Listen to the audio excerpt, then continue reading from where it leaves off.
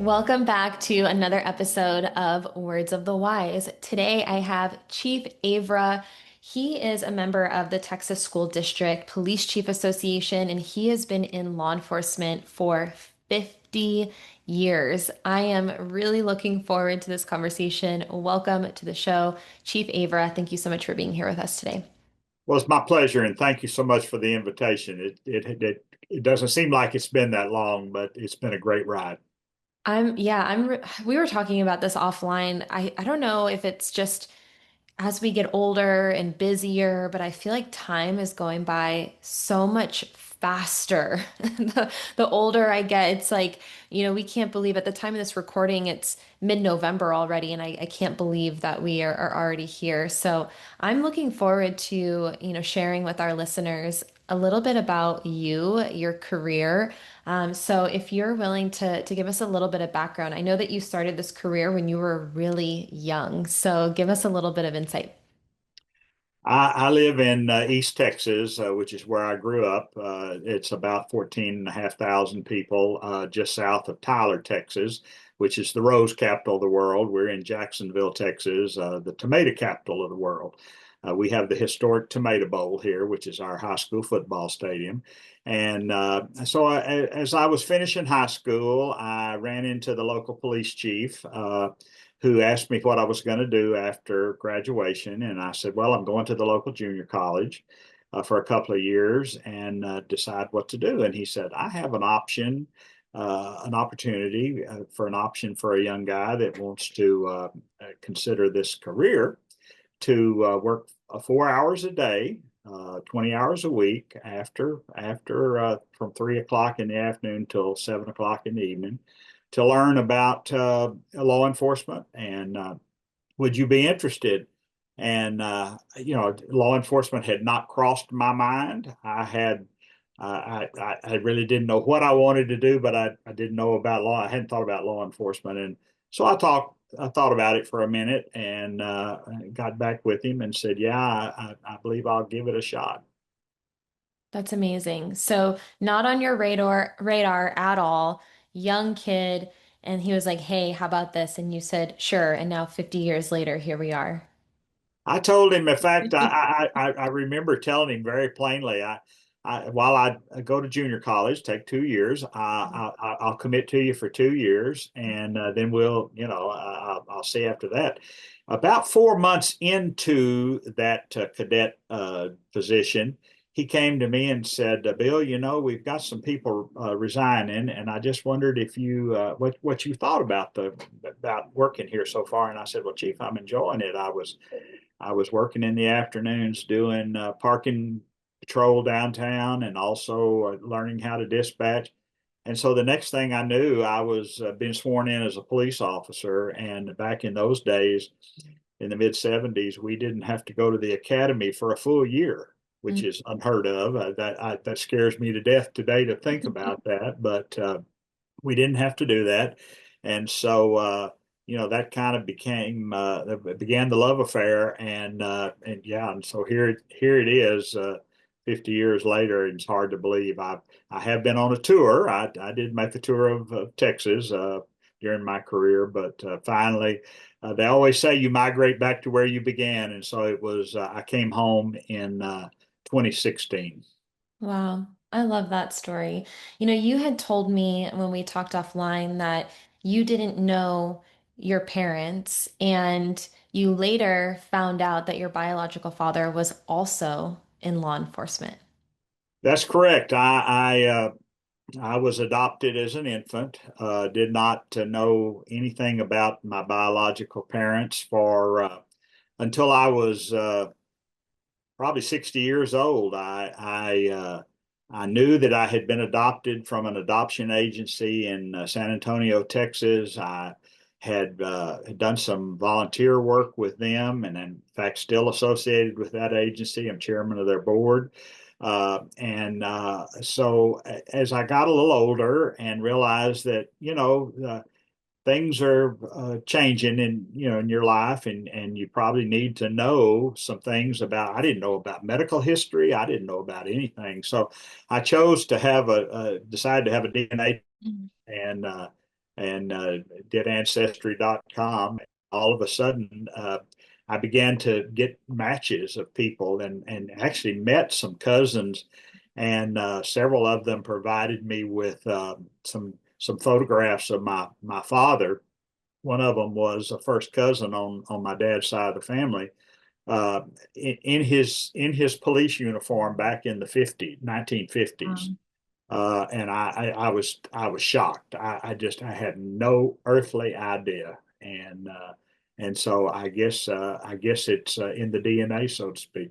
yeah, I was gonna say it sounds like it runs through your veins a little bit without you even knowing. That's Apparently, amazing. Wow. Thank you for sharing that. I appreciate it. you Um, bet. in the intro, I did mention that you are a part of the Texas School District Police Chiefs Association, and you're very interested in legislation. Can you tell us a little bit about your involvement, some of the things that maybe you're working on, or some of the things that you are hoping to change in the future? Absolutely. School safety in Texas has become a big deal since 2022 when we had the Uvalde Robb Elementary tragedy, where a number of students and staff lost their life, and there were some problems with the response. Uh, I was in the association at that time and was uh, my first vice president, actually, and ultimately became president of the association in 2023. And immediately we were called upon by several members of the legislature to participate in school safety. And so the last two sessions of the Texas legislature, our association has been very instrumental in working with the legislature to work on some school safety matters. And school safety in Texas now looks very different than it did prior to 2022. We had a shooting at Santa Fe High School in Texas in 2019. We did see some minor legislative changes following that, but nothing. You know, when you have another one in 4 years, it's all of a sudden a big deal. And so, you know, some of the things that we have realized that we need to work on is we need to work on our retirement system for our school district police officers. They are a part of the teacher retirement system in Texas, and it's geared toward teachers. Uh, my wife's a career educator, and I'm proud to be a part of the school system. But I do recognize that law enforcement is a little different than education, and so we're working on that. We're working on getting some additional stipends for our officers as they progress through the career. They get advanced certifications, hoping that will pass. It did pass this last session, but it was right at the end, and so they didn't have time to do the funding piece for it. So we want to see if we can get our masterpiece officers in Texas a bump in their pay for their longevity. And then finally, one of the things that's happened across the country is there's a great deal of interest in law enforcement officer personnel records, Mm. and some of that's some agencies by law they are confidential. Some agencies by law they are not, and so we're working with the legislature to begin in 20. Well, we started at this session, but we'll continue in 2027 to standardize that law across. It's not that we're not wanting to release information. There's just some of it that is not public information and could cause safety issues for the officers. And so we want to continue that conversation with the legislature to see if we can't standardize peace officer personnel records for all types of agencies, regardless of who they might be employed by. Thank you. I'm curious because, you had kind of mentioned this a little bit earlier, and it sounds to me like you're trying to be more proactive with a lot of these things. You said, hey, there were two events that kind of happened within a short period of time, and now we're really trying to be proactive for the future. How Right. do you think that officer wellness and officer training plays a role in school safety. Well, it's huge. I don't mind telling you, both of those are huge. We first, our position in Texas has kind of been we wanted to harden the targets and make sure our schools were safe facilities for our students and staff to work in. We believe that education and learning cannot occur if the students and staff and faculty don't feel safe and secure, and Right, that our parents don't have confidence in us being able to protect their most precious asset, which right, is their children. So we've been working the last couple of years on the hardening the target, making sure all of our buildings are locked and lockable, and having time barriers and in place and surveillance systems and things to ensure that our students and staff remain safe. And now we've moved into kind of a mental health and wellness piece. And it's mental health and wellness not only for the students and staff, but also for the first responders, and also ensuring that it's okay to not be okay. yeah, And law enforcement, as a general rule, has a very high rate of suicide. And so it's often over my 50-year career, I've noticed that we have finally begun to see the pendulum swing to where officers are not ashamed, are not afraid of their career. There was a time when if you showed any kind of weakness or showed any kind of mental instability, you were out the door. I mean, that was the way it was. And now we've seen a much different approach to that, where we want our officers to be physically fit, mentally alert, mentally well, and so it's come a huge way in the last uh, 15 years or so. yeah, I agree. And, I've only been in this law enforcement wellness space for the last 8 years, and I've seen a lot of progress in the last 8 years as well.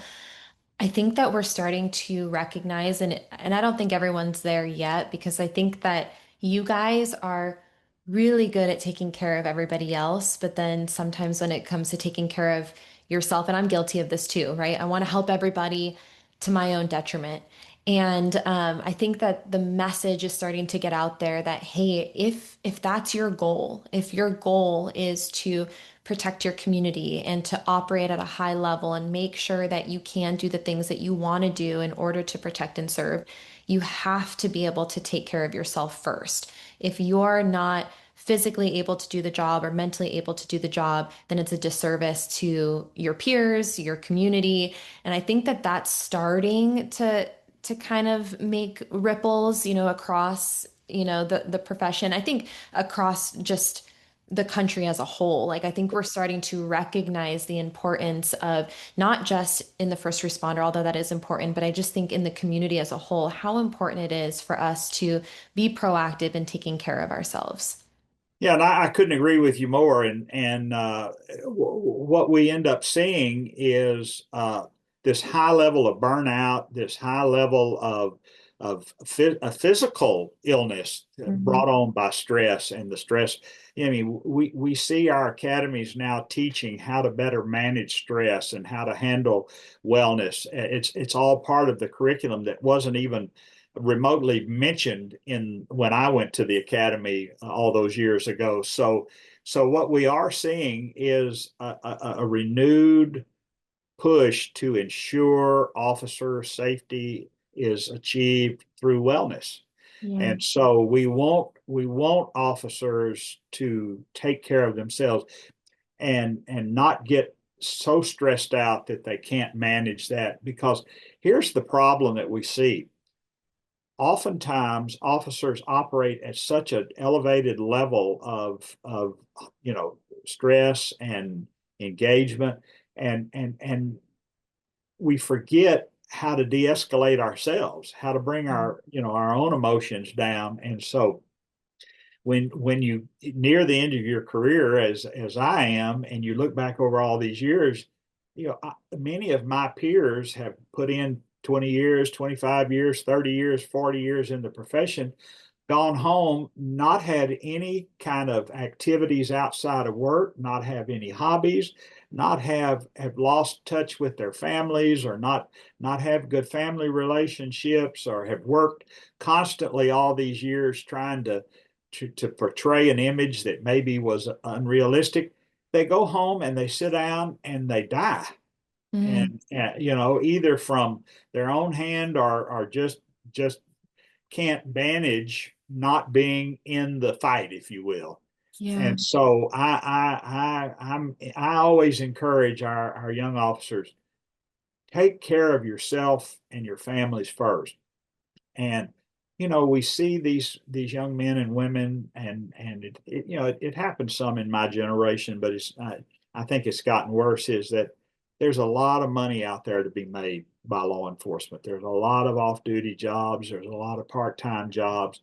There's an opportunity, but then once you get to that position, you're constantly working to try to maintain that standard of living when it may not actually be sustainable. Mm, And yeah. so I encourage young officers to have hobbies, go out and do things outside of the workplace. Don't make your entire life revolve around this job, because the day will come when this job won't be there, Right.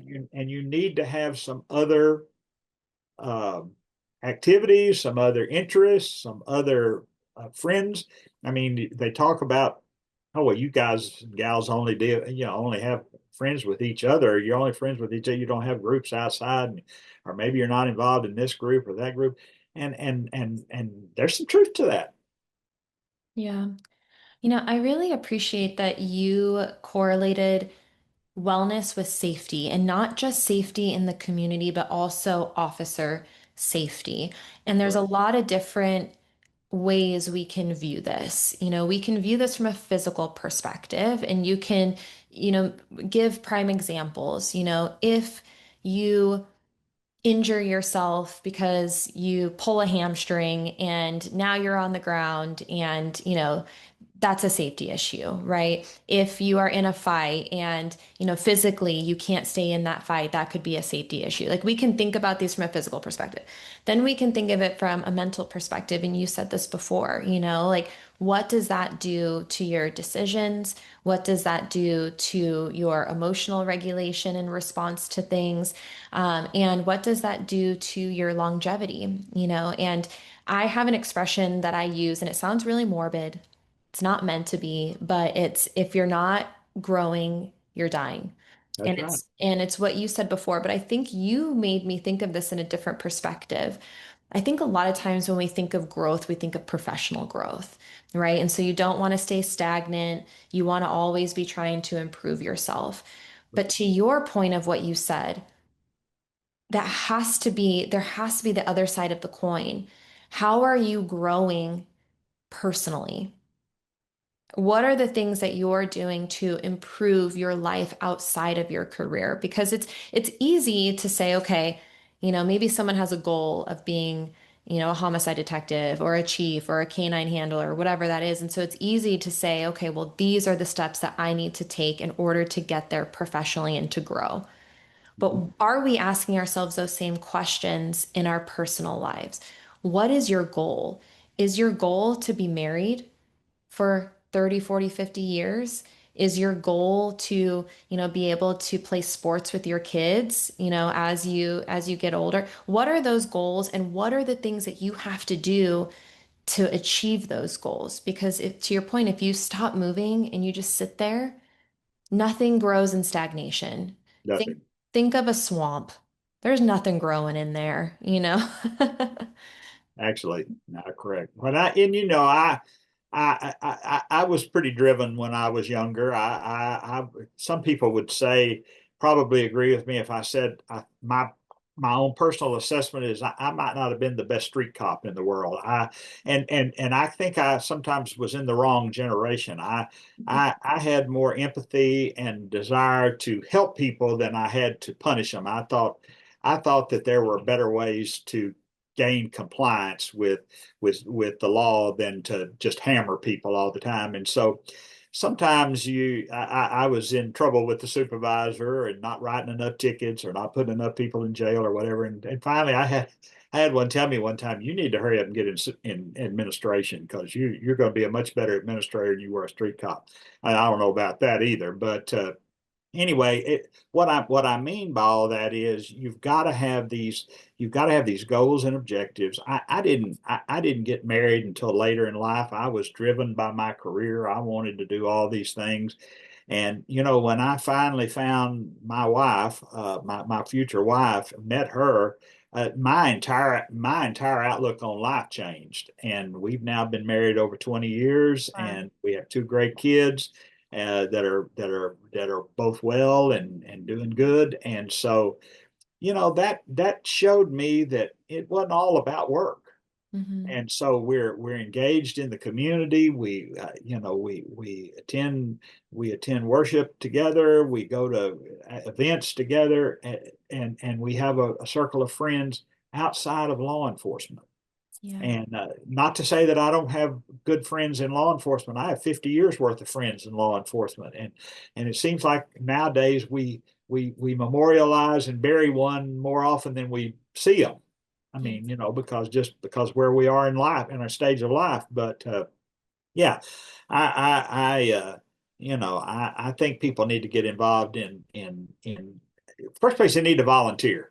I can tell you this, my work with Providence Place in San Antonio, which is the adoption agency that I came from, has been life-changing for me. It has shown me a whole different side of how that system works. I volunteered with the Child Protective Services on the Child Welfare Board for a number of years here in our community. I'm a part of the Rotary Club, and those things help keep you grounded when you go out from there and go back into what we do and say, you know what, everybody has a story, and I don't know everybody's story.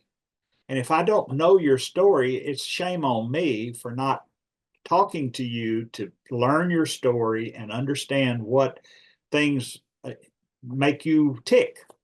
Yeah. I think that we are so used to judging, that expression of judging a book by its cover.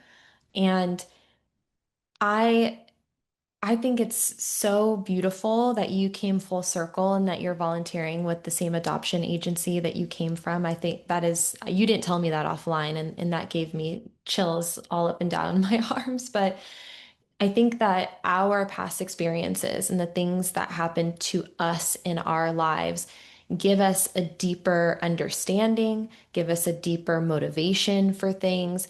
I think having empathy and emotional intelligence is an extremely valuable tool and asset, and it's something that I think is trainable. And if someone hasn't gone through some of those things yet, I think that life will make you go through those things, first of Yeah, all, but sure. but I do think that they're trainable as long as there's awareness. I love that statement of I don't know everybody's story. I also think that I used to be this way where I judged other people's experiences and the severity of what they were going through based on the severity of the things I had gone through. Yeah. And it's one of the things I regret because, I think it was such a disservice to myself. It didn't allow me to have empathy and connection with other people, but it also shut other people down. If I was like, well, no big deal, get over it, and judging someone for that. And I think that we're all guilty of doing that at some point in our lives where maybe we didn't show up in the way that maybe we wanted to or retrospectively understand we should have. And so I think that, sometimes life gives you little wake up calls, and sometimes your priorities change throughout life too, and for you to say, hey, I was really dedicated to my job, but I met my future wife and my priorities changed, and maybe I think also what I've realized, and I know that I'm kind of, rambling on a little bit, but I realized that two things can be true at once. You can love your job, you can show up and do the best in your career, you can strive to be the best version of yourself, and you can also have a personal life that's successful. It's not one or the other. And I think sometimes we convince ourselves that it's one or the other. Well, I couldn't agree more. And you know, I think about this in what we tell our younger officers now is that, especially in the school setting, they'll have a student that comes in and maybe is having some problems, maybe can't isn't able to assimilate with the other kids, or and I tell them, look at here, you have no idea what it took that child to get up and what it took to get for them to get to school. You don't know if they were, you don't know if they were responsible to get little brothers and sisters up. You don't know if mom was at home overnight. You don't know if there's a dad. And it's shame on you for not knowing. Our job in the school based law enforcement really is about building relationships. Mhm. Number one, I want to change what the next generation's opinion of law enforcement is, starting in the elementary age. And sometimes we see kiddos who you wonder, they don't look very good. They don't look like they feel good. They don't look like they don't act very good well. And you wonder what is going on. And he says you just model. I tell my folks, model good professional behavior, empathy. You don't have to sympathize. If you need to sympathize, you need to sympathize, but you need to support. You need to help them understand that that life isn't a bed of roses. I mean that we've all heard that over our lives, and I think when they do that and we begin to see the fruits of our I've had people come back to me over the years that I had they'd walk up to me and say, "You don't know who I am." And I'd have to tell them, "No, I don't know." And you wouldn't believe what you did for me back here, or what you said to me over here had some profound impact. I did this or that. And you just walk away going, "Wow, how did it?" And I'm sorry I didn't know who they were, didn't recognize them, but over all these years. But you never know what impression you're making on somebody at the time. Yeah. Yeah, I can relate to I had a pretty tough upbringing. I had two drug addict parents. My dad was incarcerated, so I spent a lot of time, in the prison visitation room. And, when he got out, he went back to using. So I experienced a lot of, drug exposure, but also domestic violence. And it is so difficult when you are young and you don't have much hope for the future. You don't believe in yourself because nobody else believes in you. The bar is set really low, and your best chance is that you just hope that you don't end up like your parents, but everyone tells you that you will. And so, in your mind, well, maybe I will, maybe that's where I'm destined to go. I remember my family just being like, just try not to get pregnant by the time you're 18, and, try to stay out of prison, and, you'll be good. That was the bar, and It so was. I think it's hard to advocate for yourself when you're that young, when you don't have other people in your corner advocating for you and your success as well.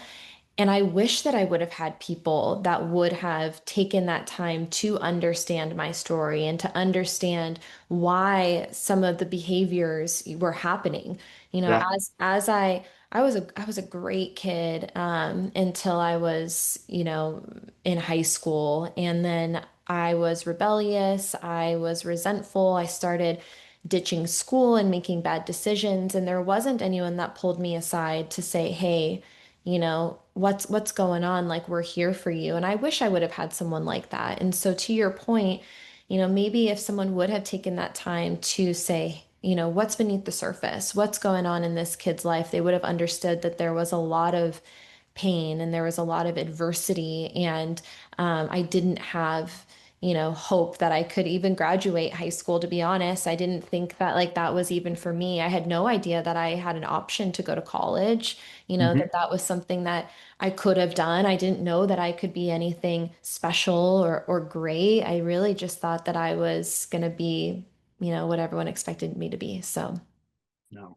Well, and that's so true, and it's so heartwarming to hear you say that because that's exactly what we see in school-based law enforcement. These kiddos that that come from first generation student, first generation that have gone to some of them first generation have gone to school, let alone gone to secondary or post secondary school, and so to just see them be able to blossom and to learn to trust. A lot of times our kiddos don't have trust because nobody has shown them what that looks like. They don't know what it means to trust somebody or to have faith that something good is going to come. And so, that's if anything, that's the one of the things I'm really proud of for our profession nowadays is to see the number of officers, both municipal, county, whatever their agencies are, providing back to providing public service to their communities.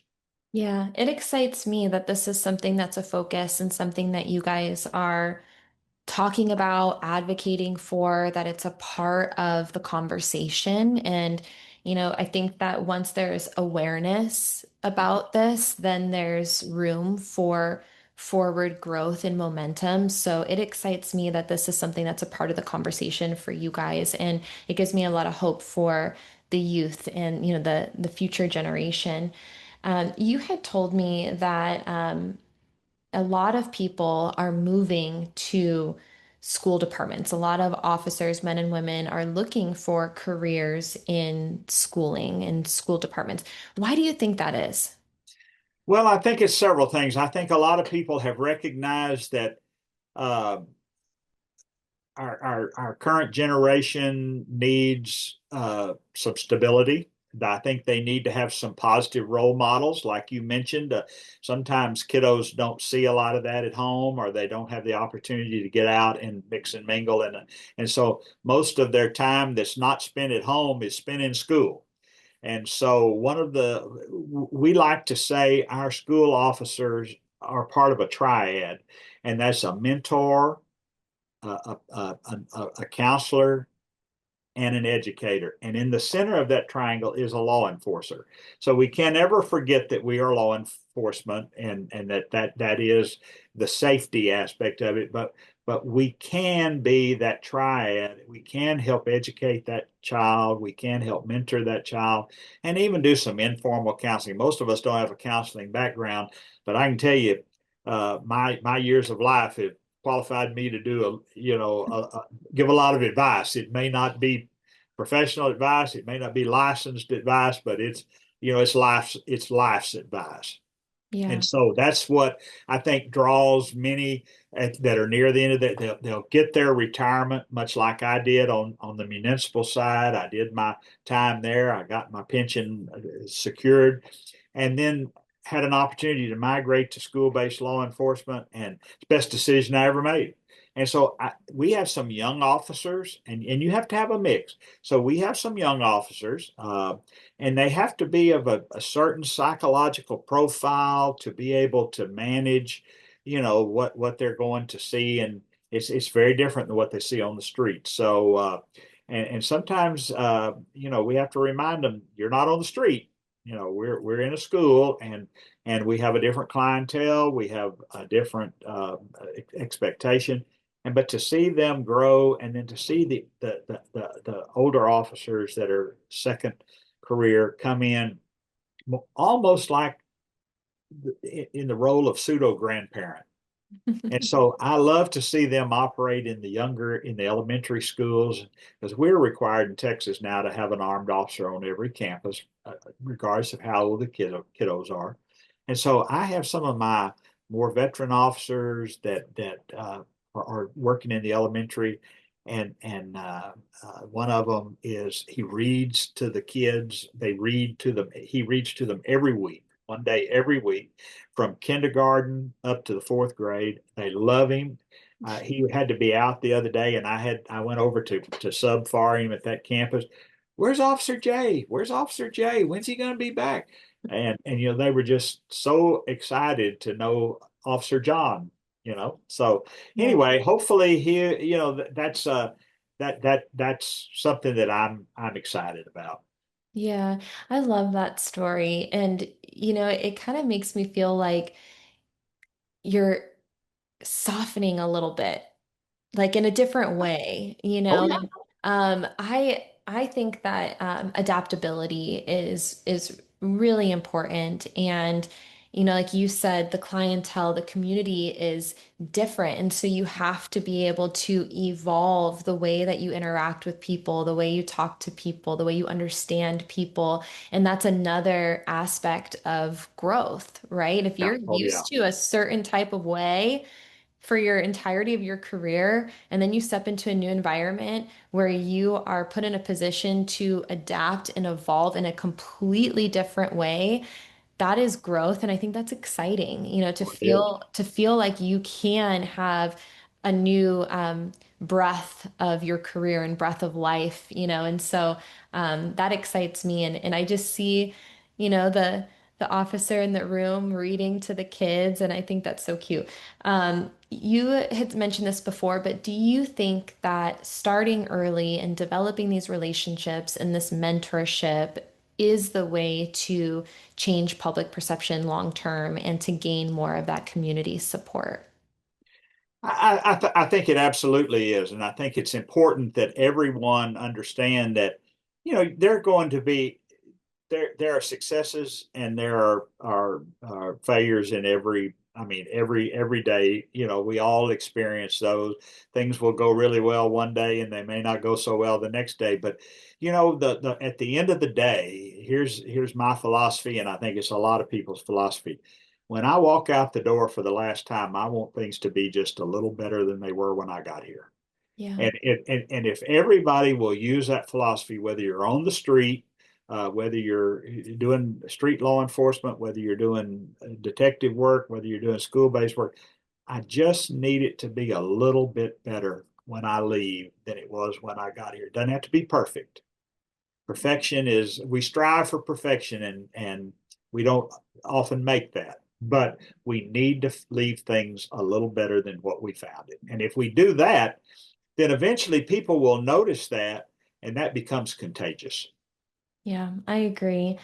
I actually, and maybe this is controversial, I don't know, but I actually think that perfection is an illusion. I think that we can be pretty dang close, but I think as soon as we think we're perfect or that we've achieved perfection, that's when we stop growing. And so I like this idea of how can we be a little bit better every day, every week, every month. It's this rule of 1%. Have you heard of Yeah. this? Oh yeah. How can you just be 1% better and just strive one step at a time? Yeah. And if you do that, then when you do hang up your hat for the last time, you'll know that you made a difference. You'll That's it. know that you left it a little bit better because you strove to be just 1% better every day.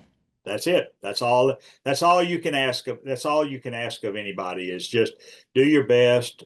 Take care of yourself. Take care of those around you. Make sure that you have something else to do. To occupy your time. Don't work 24 hours a day, 7 days a week, and try to catch a nap every so often. That's hard. That's hard to keep that up. But I think at the end of the day, we're beginning to see, especially in the school-based law enforcement, uh, uh, it, it, it's hard to explain sometimes to people. They'll want to say, "Well, we're law enforcement." When they first come in, we're law enforcement, and we don't do those. We don't tie kids' shoelaces. And since when did you not want to tie a kid's shoelace? I don't care what your position is. You know what? School safety can be messy. It can be really messy, and so when I was a young patrol officer, we still walked downtown and rattled doors. Hmm. That was a law enforcement function. Now, you talk to a current officer, sometimes they'll look at you like, you did what? I said, yeah, we walked downtown and rattled the business doors to make sure they were locked. And so my officers have to go around and rattle the school doors to make sure they're locked. And they say, well, that's an administrator. No, that's safety and that's priority number one. And so they start thinking about it. And if I could rattle doors of businesses, I can rattle the doors of my schoolhouse to Hmm. make sure that they're locked, latched, safe. And so we just slowly change that perception, just a little bit at a time. And some days you don't succeed. I get that. And so tomorrow we're going to work twice as hard. Yeah. Yeah, I really like that you said and this is how I perceived it, is like remember the joy because there's not always going to be opportunities for that. You know, there's going to be hard times, there's going to be stress, there's going to be the messiness, and you have to put yourself in the way of the good stuff too.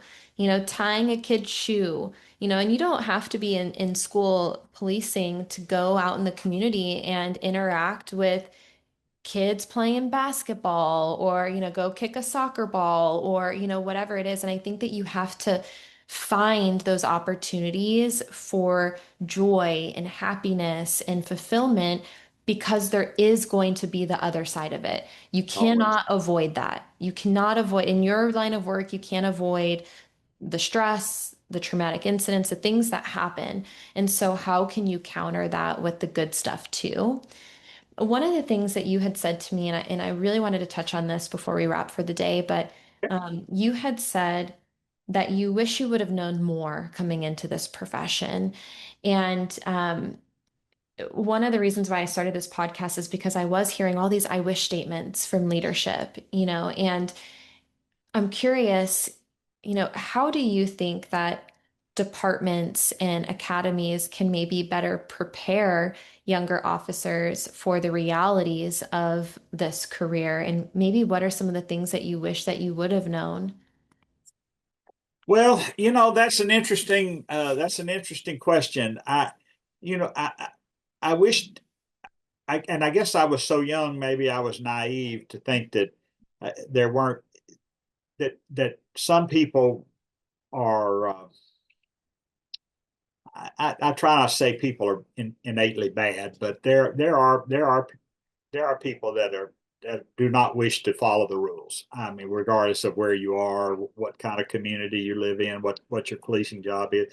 I didn't grow up around people that were criminals, and so I think we don't understand. Probably I didn't understand about criminality and how that all worked. Although I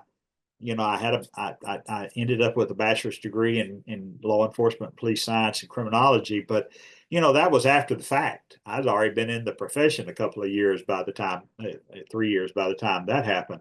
But Yeah, I think that we can have more conversations in the police academies. Of course, the curriculum is very rigid. It's now very long. It was 240 hours when I went back 100 years ago, seems like, and now it's 700 going on 800, some places 1,000 hours in the academy, and it's all scripted, every day.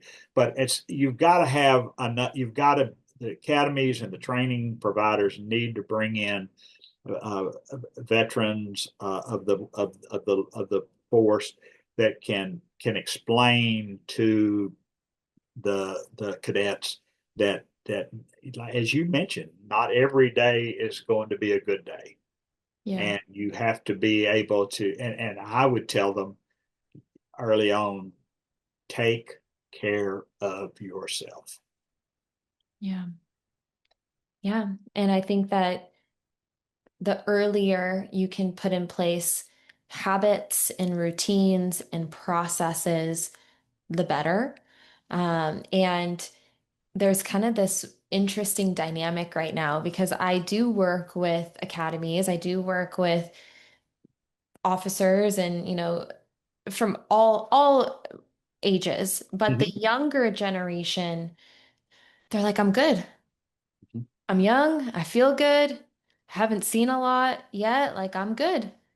And it's Mm-hmm. like, yes. And we want you to stay that way. Stay You know, good. yeah, and so it's important that we have these measures, you know, and from an agency perspective, and they're like, well, we don't have a lot of injuries. Good. Let's Good. keep it that way. We have to be proactive because if you're not proactive, you will be required to be reactive. That is how it works. Period. No It's so other. There's no simple. other choice. That's right. Exactly. So, yeah, I think having those conversations, having people who have experience saying, hey, learn from me, kid, because I know I've been in this career for a long time. And then also, we understand that you feel good now. We understand that maybe the stress hasn't caught up with you yet. The burnout hasn't caught up with you yet. Physically, you feel good right now. Let's keep you that way. Let's put in place those routines because I think that it's a lot of people will rely on motivation, and you might not ever feel motivated to do those things when you're working long hours and you're juggling life and career. So, how can you have the discipline and those routines that are going to carry you throughout? Well, I was a one time that I'm good. I was good. Yeah, I thought I was good. Mhm. I had wasn't old enough to know any better. Yeah. And that's the beauty, I guess, of I've heard the saying all my life: God wasted youth on the young. It's too bad that we don't know everything, or maybe it's really good we don't know everything. But coming in, I didn't. Sometimes you don't know enough to even be afraid Yeah. when you're young and coming get full of I gotta go, I gotta save the world, I've got to go do what's right, I've got to take care of my community, and those are all worthy goals. uh, just and I had old timers back then tell me, "Oh well, you better look out for this. You better watch that." And I kind of, yeah, okay, whatever. Yeah. And that's the other thing I wished I'd have paid better attention to is absorbed more of that. And as I began to progress in my career, I began to seek out those folks and said, "Tell me more about what it's like to get toward the end of your career and then not be afraid to talk to somebody when it's getting close." I have a colleague in here in Texas that's in the Austin area that is a clinical psychologist who does a lot of work with first responders. And I've had conversations with her about we need to do something to help my generation and those that are coming up to understand what it's like when this goes away Mm.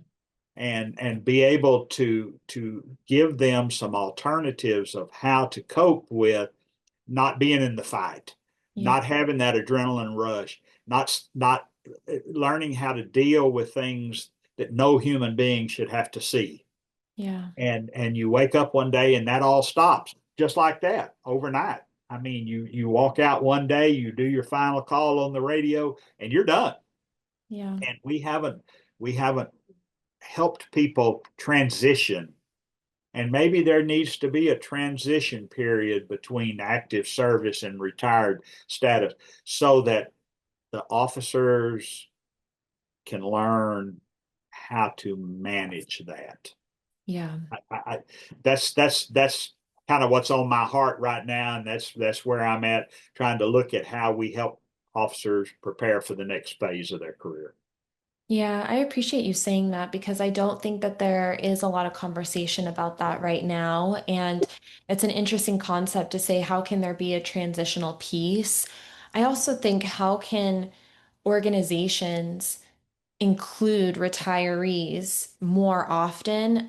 There's one agency, and I'm not going to remember who it was, unfortunately, but I had them on the podcast, and they said that once a month they do a lunch with everybody. And they include their retirees in this lunch. Uh-huh. So every single month, everyone who's retired has the opportunity to come and, take part in this lunch and feel like they're a part of the organization still. And I do think that that could be a whole nother podcast to talk about how do you prepare, how do you transition, how do you prioritize your life proactively so that when you do transition to retirement, that you have something left over. You have, interest, hobbies, family. I had someone tell me one time that they were terrified to retire because they felt like a stranger in their own home. And so, how do you prepare for that proactively? I think that's a great conversation. And unfortunately, we don't have time for the whole conversation about that today, but Sure. I think that it's a great point to bring up. And I do think that by having more of these conversations, at least now there's awareness around how can we do better to support not just active, but also retired personnel. Absolutely. I couldn't agree with you more. And uh, you putting out the message and providing these podcasts gives officers. I've gone back and looked at several of and actually picked up some really good pointers to share. And I think that that's doing a great service to the law enforcement profession. Thank So you. thank you. Thank you. I appreciate that. I know that you've already given a lot of words of wisdom, but I do have to ask the question and sign off with this final ask of what words of wisdom would you share with someone who's earlier in their career? Something you wish you would have known or something that's helped you along the way. Uh, what I would offer up is to never stop learning, never stop asking questions. If you don't understand, ask. Uh, Take care of yourself, take care of your family. Don't work yourself into an early grave. I would finish it up by telling it's always better to be seen than viewed. Mm, thank you. Thank you for your time. I really appreciate you coming on here with me today. I really enjoyed this conversation. It's been a pleasure, and thank you for the invitation, and look forward to us having further conversations. Of course.